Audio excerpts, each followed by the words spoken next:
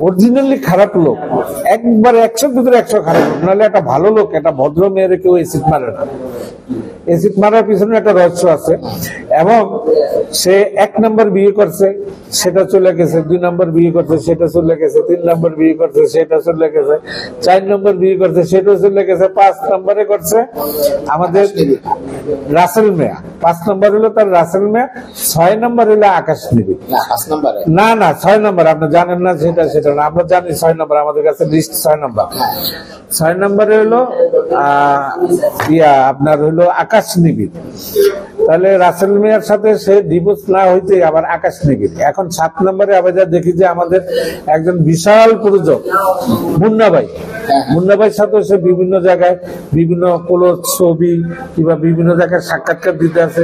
এই জিনিসটা কি ভাই? এটার ভিতরে এমন কি জিনিস আছে যে এটার ভিতরে সবাই এটার জন্য পাগল? এটা তো যারা আমার মনে হয় যারা ক্রেক, যাদের মাথায় সমস্যা, তারা ছাড়া ওনার পিছনে কেউ ঘুরার কথা না। আর আকাশ নিবিড় তো কোনো সাংবাদিক না, মোবাইল সাংবাদিক। এখন মোবাইল আমার কাছে আছে, আমি একজনের ছবি তুলে ভিডিও সাইডে নিচে লিখে দিলাম সাংবাদিক জামাল পটকে, কারণ আমি এই জন্য কি সাংবাদিক হবো?